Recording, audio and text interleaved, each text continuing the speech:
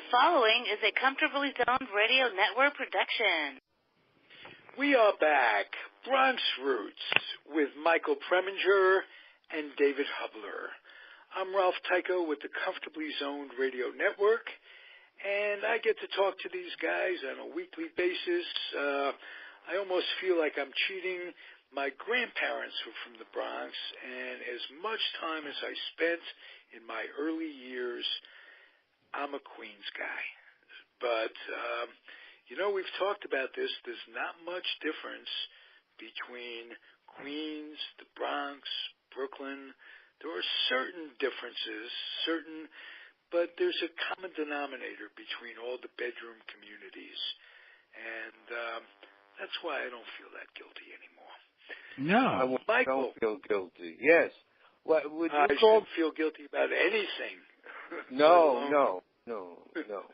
That's a terrible emotion to have, because one does the best they can and lives with the results, and to go back and second guess yourself is not really healthy.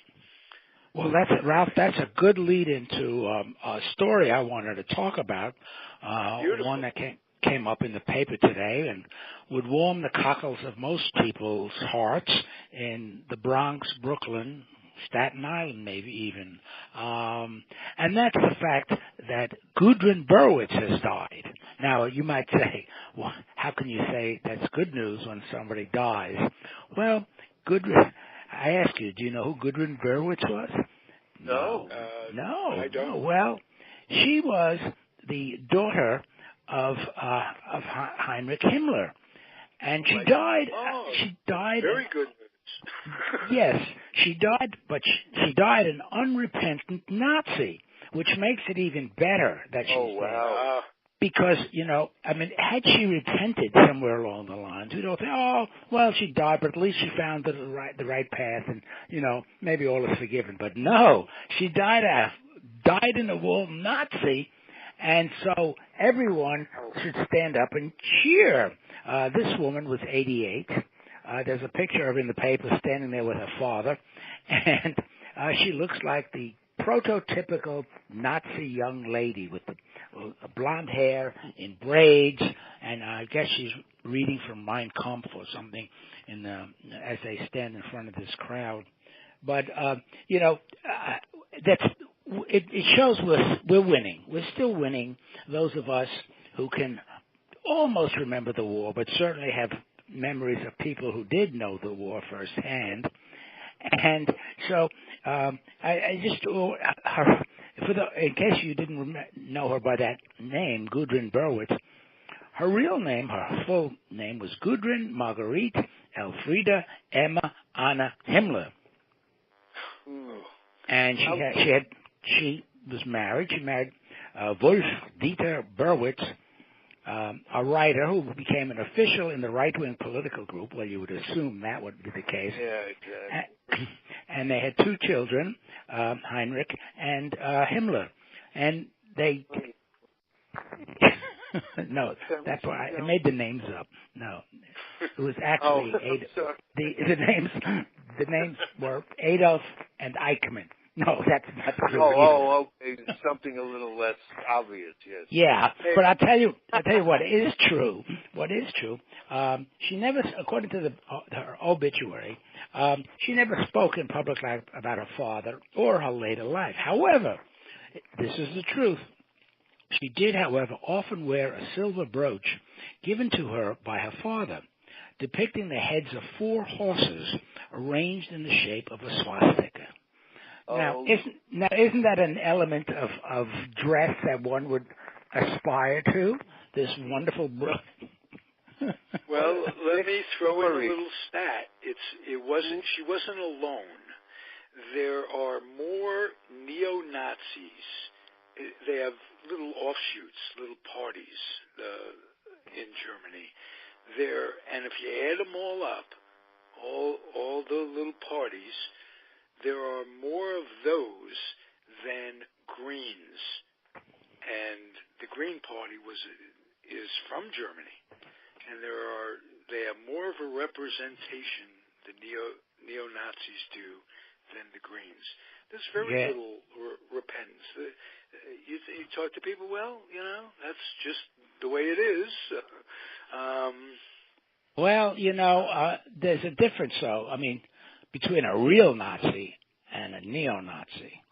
I mean, it's like the difference between a real president and Donald Trump. Right. Good analogy. It is a good analogy. And I'm sure most of the people that we knew who firsthand or secondhand experienced the Holocaust would be in the Bronx, especially since we're and from Queens, of course, would probably be happy to hear this news. Yes, happy and what a sick woman that she never. Never said it was bad. Whoa, you'd like to dig her up so you could bury her again? Yeah, that's right. Oh God.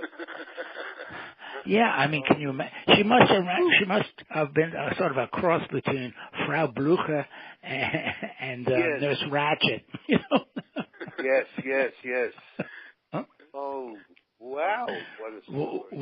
One could recall, I would assume, visiting the house selling the German equivalent of Girl Scout cookies, and having her come in and say, "Nein, wir only haben da cookies."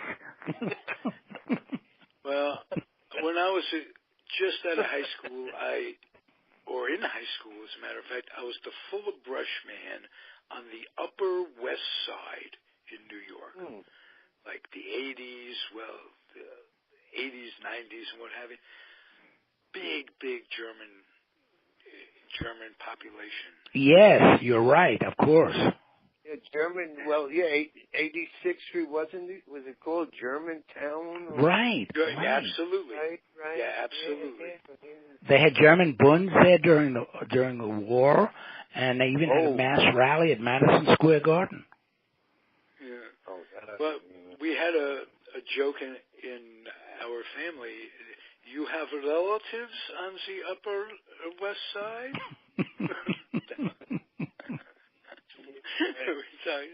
In keeping with the theme, but on a more serious note, I watched the movie the other night. I'm really into World War II movies. Ever since I did all the research on the book, and it all took place in World War II. But there was a British movie called 49th Parallel, which was made by the British in 1940. Now, keep in mind, of course, the Brits were already in the war by then. And it had Trevor Howard and what's his name, Laurence Olivier, and even had Abe Lincoln, who portrayed Abe Lincoln. I know who you, Hal Holbrook. No, not Hal. Raymond Massey. Raymond Massey, thank you, Raymond Massey. So those were the three stars of this movie, but it was a propaganda film made by the British. To keep the home fires aroused against Nazism, and it was a very interesting story. They only made those three stars made just cameo appearances, and it was based on a true story of a German submarine that had put ashore six Nazis. And this was in Canada, on the east coast of Canada, and they were supposed to infiltrate and do all sorts of things. And after they landed, the RAF, the Canadian Air Force, spotted the sub and sank it, and so these six had no way of getting back, and so they began terrorizing like this local Eskimo community, and then it went from there to various. They were traveling. They had actually gotten all the way across the country, and they were trying to get back to another sub that would pick them up. But it was so clear that where the propaganda came in. Apparently, the Brits did more of that than we did in making propaganda film. But it was a very interesting movie, and portrayed them as in the terrible light that they deserve to be portrayed in. So, anyway. There's a movie out now that opened a few weeks ago here in Los Angeles, but like maybe one small theater, and didn't get a particularly good review or reviews. Maybe we talked about this movie about Moe Berg. Oh no, we didn't. But I know that. Yeah, we know the story. I didn't know they had made a movie about it. Yeah, I mean, I would have thought it would have been a much more highly publicized film. It was nothing. It was like the tiniest little review. Paul Rudd, if you know that actor, is Moe Berg. I know the name. It would be a very, very interesting film, but I don't even know if it's still playing in the one theater. Well, you know, here in Washington at the International Spy Museum, they devote a whole section to Moe Berg because of his wartime activities. Yeah, so, right. He would, go in, photograph stuff from high buildings and what have you. Yeah, he went over to Japan with a baseball all-star team, you know, it's never really been clear how he managed to make his way onto this team because he was not an all-star. He was maybe a third-string utility catcher who couldn't hit. And some wag said something. Yeah, he can't hit in 12 different languages because he spoke. Apparently, he spoke 12 or 10 different languages virtually fluently, including Japanese. And he wandered. So he went to Japan in 1935, I believe it was, with the All-Star team. He went twice, and he photographed. And supposedly he walked around downtown Tokyo in a kimono and photographed buildings and stuff, and took them back with him. And allegedly, those photos were used as training for the Doolittle raid in 1942, I think. Yeah, 42. Because Doolittle from Alameda, California. Oh, was he? I didn't know that. I don't know originally, but there's a Navy base, former Navy base out of Alameda, and he lived in Alameda for a long time. Very famous in the city. There's a book called The Catcher Was a Spy. Right. I think the movie has to have been based on that. To me, that's the title of the movie. Oh, is it? Yeah. Well, then there's certainly the connection to it. Yeah, as far as I know, that's the only book. Reading, he was a strange bird. He something to do with his sister's kids or what have you. No, I don't think he was very strange. Casey Stengel called him the strangest man he ever met. Really? Yeah. He after his playing days were over, and into the 1960s, I forget what year he died, but in the 1960s, he was a sort of fixture at Shea Stadium. There's your link to Queens, Ralph.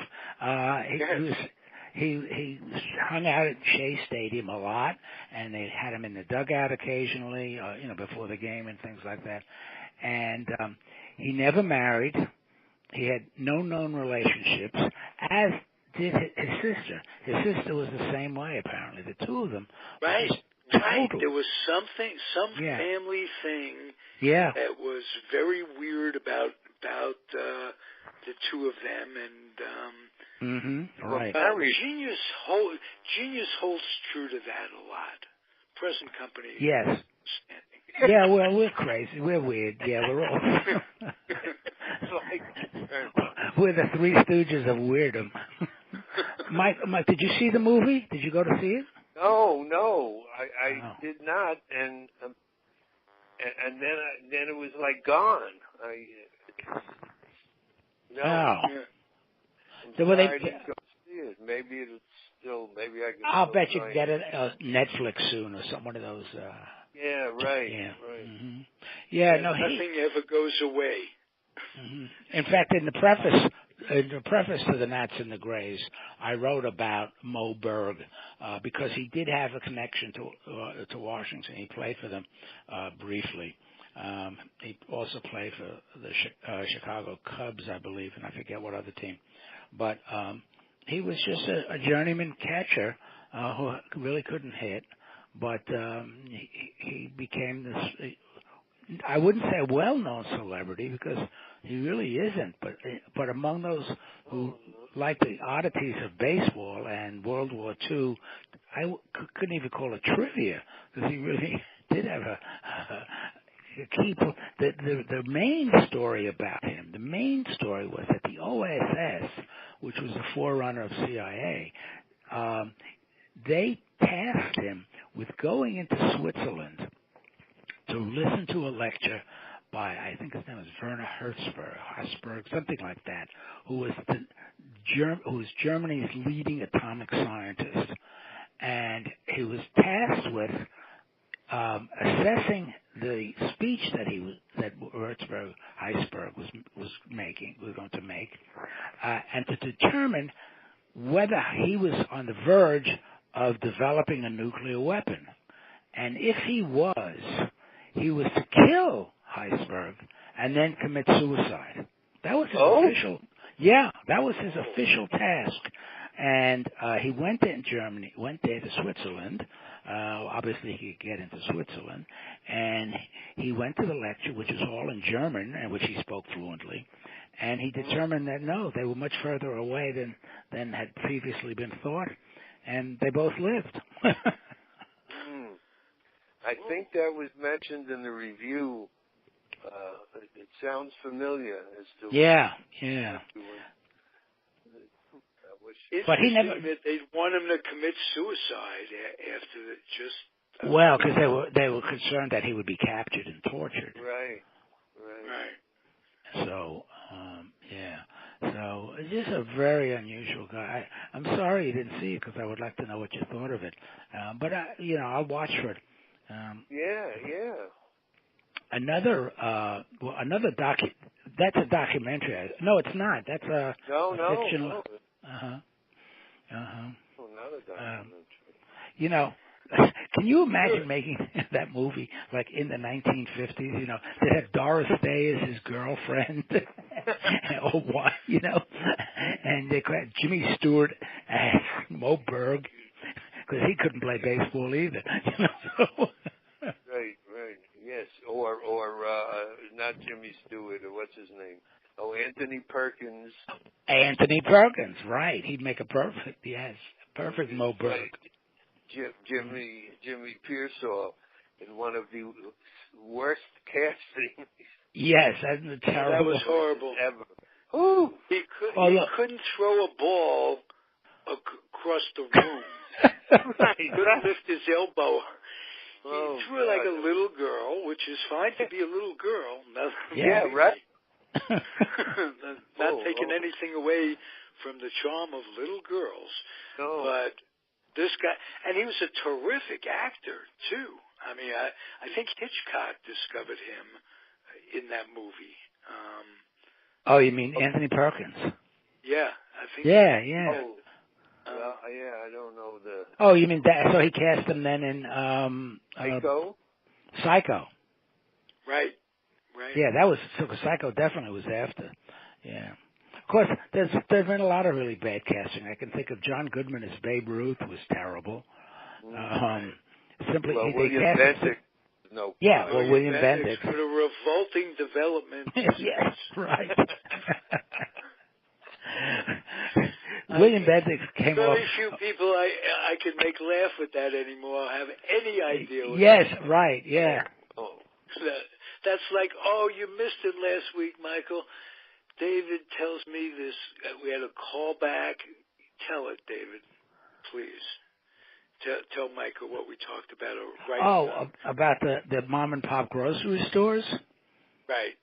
See if Michael remembers. Well, there were a number of them on Gun Hill Road, and of course a number on Jerome Avenue.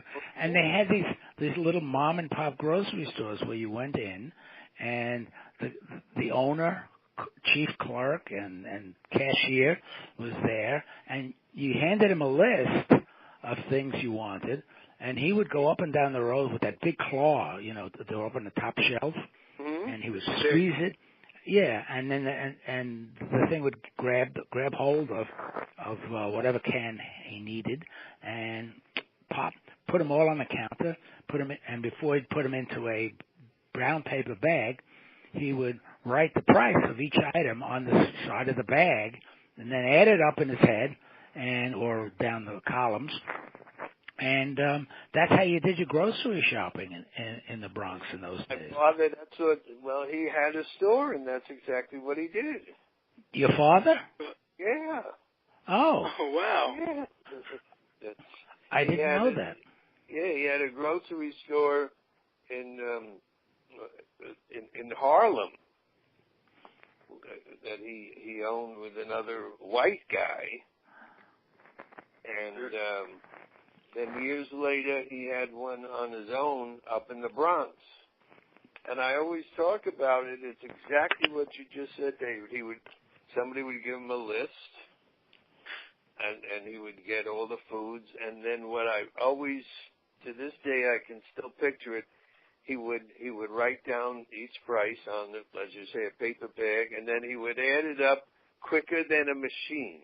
Yeah, I know. Whoop, and I would go, whoa. I have never forgotten that. He never needed any adding machine. He just, whoa, wow. boom, boom. Did you ever work in the store? A little bit. I did. Well, in the Harlem store, sometimes my and this sounds bad. My not job, task was to just watch that nobody steals anything. He never had any problems in all the years that he lived there. I mean, that he worked there. What street was the store on? In Harlem? Yeah. It was around 120th and Lenox, something like that. I used to work. I sold insurance out of an insurance agency.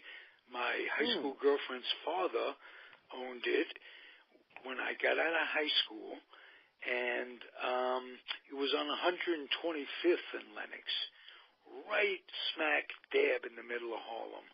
And you'd be surprised if people aren't all that much different. It was just a learning experience. I learned to get along with people that weren't Jewish for my little co-op. And I say he never really had a problem. The biggest problem he had was with his cat. Now this sounds silly, but it used to break my heart. He had a cat to catch rats or whatever, and sometimes the cat would trigger the store alarm, and it would be 3 a.m. My father didn't have a car. We didn't have a car, and he'd have to get up, walk the 8 blocks to the D train, take the D train down into Harlem, get off, go to turn off the alarm, and sometimes he would just stay there because to go back and forth was crazy. But it just used to kill me that he used to have to get up. Oh, yeah. Freaking cat. But and in the Bronx, I did sometimes I would deliver groceries to the older folks who would call in and did you have one of those bicycles with a big basket in front? Got it. You got it. I had one as a drugstore delivery guy as a kid. Yeah. With a big basket in front? Yeah? Yeah. You I mean, ride around, you put a little package in there, box of stuff, whatever it was. And because I wouldn't think you needed such a large basket for drugs or prescriptions. With groceries, you would. Well, now they've modernized it a little bit. They have a different way of doing it as they get older. They have separate, there's the carts are separated in that for drugs, for canned goods, vegetables. So you know which department is I just flashed on, there was a New York City teacher strike, and I was living in California, and I would talk to my uncle and parents and what have you. I'm on the phone with my uncle, and my uncle was really concerned. He says, the teachers are out. Where are all the kids going to buy their dope? The schools were closed and what have you. But you guys talk about when on these mom and pop stores, like my father would let people have credit. We can't pay you right now. And he would mark it down, and I think they almost always eventually came through. Oh, I remember my father was maybe he would take numbers. People would really. He ran numbers. What? He ran numbers. My daddy ran numbers. Oh wow. I mean, he wasn't in Murder Incorporated. Let's put it that way. Here's $1 or something. Well, we had a mom and pop store in the building I lived in that you could enter through the basement of the building I lived in into the back of the store. So if it was pouring rain or something, it didn't matter. You never had to go outside. Oh, wow. Oh. We just had a doctor. We didn't have any store. We had a doctor in the building, and there was a back door, too.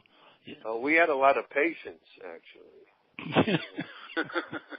But that's where they went. That's where they went. But one time I remember my mother said, buy, and I forgot how much bologna. She said, for lunch, get an onion roll and I don't know, let's say a quarter of a pound. It was a lot of bologna. But I was so young and stupid that I thought it meant buy it and eat it all. I ate a sandwich that was the size of like a building, and even the Siegels, and it was Sam Siegel and his wife I think it was Sam, yeah. Not Jonathan Livingston? He was across the street. Oh, okay. One but my of mother the great said, books. Great book. I used to make fun of that book. I used to say that's a book about a bird getting its head together. I said, you ever look at a bird, you see how small the head is? What are they worried about? And the head's rocking. Now, but the author of that book wrote another book that is really good. Who wrote Jonathan Livingston Seagull? Do you remember? Robert Louis Stevenson? I don't know. Somebody with 3 names? All right, I'm trying I'm not near my computer and I can't reach it because of the phone. Otherwise. Okay, well, you could unplug it for a second. And I can do it. Now it's charged a little bit. Yeah, well, it's like still charged, But by the time my computer comes on. That's all right. That's all right. Something Bach? Yeah, you're right. Richard Bach. And B-A-C. He wrote another book, not Jonathan Livingston Seagull, that was a prize. It had all kinds of these short little quips about stuff, these little things to live life by. For instance, he wrote, accept your limitations and they become yours. Now, I never knew how to take that. Was it good to accept your limitations or bad to accept your limitations based on that statement? But that's just... Well, it depends if you're a bird, a seagull. Yeah. Right, of course. Referring to people or to seagulls? No, I'm talking to people. Oh, I thought it was a sequel or a sequel. Forget it. A seagull sequel? A seagull sequel. Say that 12 times and then lie down. I didn't know they could talk. I knew parrots could talk, but I didn't know seagulls could talk. That's a lot. Yeah, they have a Jewish accent, but they can talk. One's by the beach is like, I'm wet, leave me alone. They talk a lot. That's a nice right. You know, Callie Cuoco got married. I am so happy. I saw it this morning on the internet. Hey, Michael, tell us about your trip. It was a wonderful trip. We had great pizza. Now, that sounds strange. Like that was among the highlights of the trip. The highlight of the trip was seeing my son, of course. Right. And we saw, went to this place that made, I don't know if it was organic pizza, but you put in your order and then you went outside and you sat in this like big garden area and they brought the pizza to your table. Now that doesn't sound like a big deal, but it was really good. And we went to, the only part of Portland I saw was, cause we went to, we saw, Won't You Be My Neighbor? Oh yeah, the Mr. Rogers movie. Yeah, just wonderful. He was quite a guy, Mr. Rogers, from what I understand. Yeah. Well, my wife wants to see that. I thought, you know. I know. It seems like, what are you going to go see? This guy who's going to take off his jacket and put on a sweater. Right. And then put a puppet on his hand. Yes. Basically talk to his hand. And sing. Not well, but sing, yes. And sing. Yeah. But he was just, he made you feel good, especially if you're a little kid, and the whole idea of, you know, you're special, you're the best you can be. Mm-hmm. Yeah. Still a good message. And maybe we will get to see it. And did it rain out there? It's supposed to rain a lot in Portland. Oh no, not it rained for maybe a minute. I'm not exaggerating. And that was it. It was a beautiful weekend. Oh, good. And we drove around, took some hikes, and it was just great. It was great. I saw, when I came back, I went to see RBG. Do you know what that is? No. Now that should, it's not playing in, it's a documentary about Ruth Bader Ginsburg. May she live forever. Yeah, it's so timely. It's not playing in Washington. You would think that's the one place it would play. Right. Well, maybe it is. I don't really know. I haven't looked in the paper yet to say, but it could be. June Allison plays her, doesn't she? I think. June Allison and Ray Milland plays John Roberts. Ray Milland is William Rehnquist. William Rehnquist, yes. And Kevin Hart as Thomas. What's his last name? Oh yeah, Thomas Clarence. Clarence. Oh, Clarence Long Don. Okay. But boy, you watch that, and then a few days after I saw that came the announcement about Kennedy. Kennedy? Yeah, I know. This one. Now, that didn't shock me because I don't think there's anybody he can get that's more conservative than Kennedy. Oh, he'll find. Oh, yeah. Oh, there are. Even the women that he's got on his list. This judicial group, this arch-conservative judicial group has been putting together a list for a long time. And that's the list he's going from. You know, it used to be that the bar, the ABA, would, they'd be given the list of potential candidates, or they'd suggest candidates, but in any case, they would sort of weigh in on the qualifications of the candidates. And Trump does not do that at all. I mean, he goes to his he doesn't want to hear from anybody. No, he knows. Listen, I've got to get out to the airport. Okay. Portland.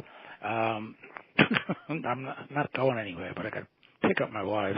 So I'm going to have to bug out here very soon. Well, let's close it, and we'll resume next week. How about that? Okay. Short but sweet today, guys, but I always enjoy your company. Yeah, no, it's not so short. It's 40 minutes. Yeah, it went by fast. Yeah. It does. It really does. Okay. Well, we'll all next week at the same time.